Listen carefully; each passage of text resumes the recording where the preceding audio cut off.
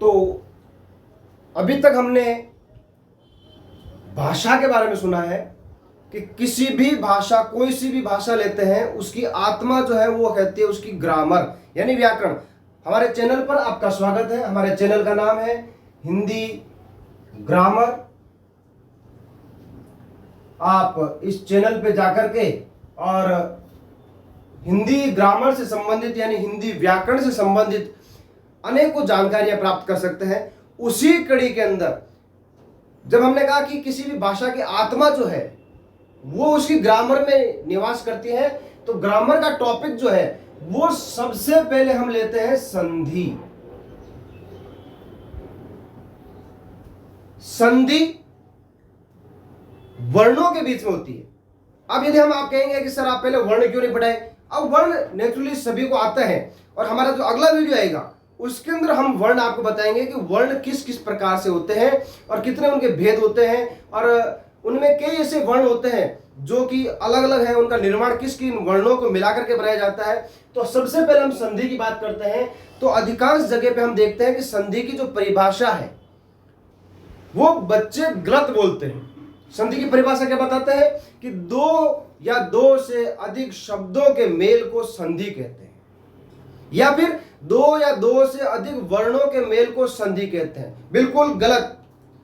दो या दो से अधिक, दो या दो से अधिक, यदि ये चीज कहते हैं तो ये बिल्कुल गलत है। क्योंकि संधि जो होती है, संधि का मतलब होता है प्लस का चिन्ह, यानी एक इधर होगा एक इधर होगा। जैसे मान लीजिए मैंने लिखा कि विद्या प्लस आलय, सभी को मालूम है कि विद्यालय बनता है।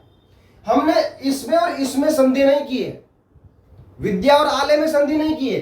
हमने संधि किसमें की है, इसका अंतिम वर्ण, इसका अंतिम वर्ण क्या है आ, इसका पहला वर्ण क्या है आ। इन दो वर्णों के बीच में हमने संधि की है। ना तो हमने इसको छुआ है और ना ही हमने इस लय को छुआ है।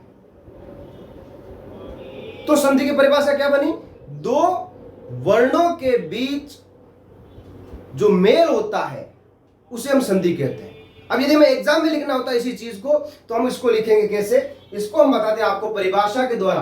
तो आज से आप याद रखेंगे कि संधि जो होती है वो कहलाती है, परिभाषा जो इसकी है वो ये है, दो वर्णों के मेल से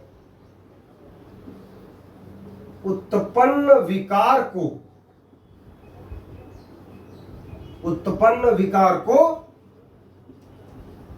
संधि कहते हैं।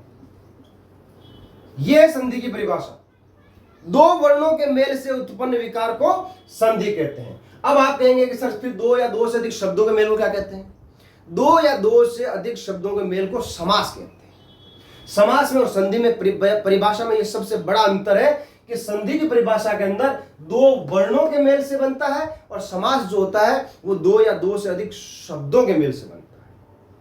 हम अगले वीडियो में आपको बताएंगे, जब भी आपका वीडियो आएगा समास का, उस समास के वीडियो में बताएंगे। हमारे चैनल को सब्सक्राइब कीजिए और अधिक व्याकरण से संबंधित आप हमारे वीडियोस को देखने के लिए आइकन बटन पे क्लिक कीजिए, आपके पास नोटिफिकेशन आते रहेंगे। अब हम लेते हैं कि संधि के भेद कितने होते हैं, संधि कितने प्रकार की होती है।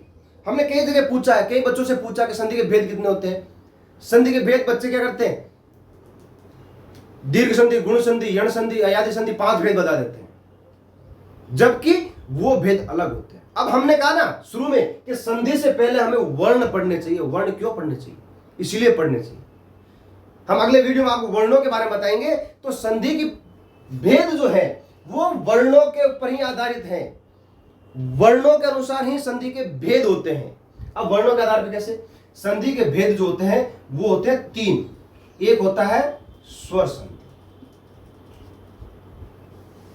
दूसरा होता है व्यंजन संधि और तीसरा होता है विसर्ग संधि।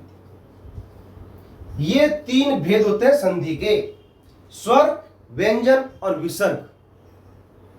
स्वर के अंदर दो स्वरों के मेल से बनेगा, व्यंजन के अंदर आपको व्यंजनों का प्रयोग करना पड़ेगा, जबकि स्वर के अंदर बिल्कुल भी उसका प्रयोग नहीं होगा। और विसर्ग संधि के अंदर विसर्ग का प्रयोग होता है, जो कि संस्कृत के अंदर है। मैंने शुरू में पहला वीडियो जो बनाया था भाषा के अंदर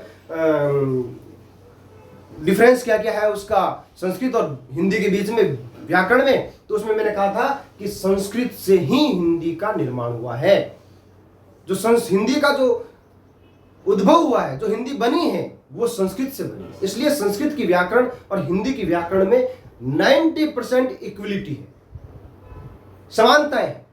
तो संधि की परिभाषा आपको अच्छे से याद हो गई होगी मेरे हिसाब से। इसके भेद 3 हैं। अगले वीडियो के अंदर पहले हम वर्णों के बारे में बात करेंगे, और वर्णों के बाद में जैसे हमारे वर्णों का चैनल आप वीडियोज आपके पास आएगा, उसके बाद में हम स्वर संधि, व्यंजन संधि और विसर्ग संधि की बात करेंगे। क्योंकि वर्णों के ज्ञान के अभाव में हम संधि हमेशा गलत कर देते हैं, इसलिए वर्णों का ज्ञान हमें बहुत ही आवश्यक है। थैंक यू, धन्यवाद।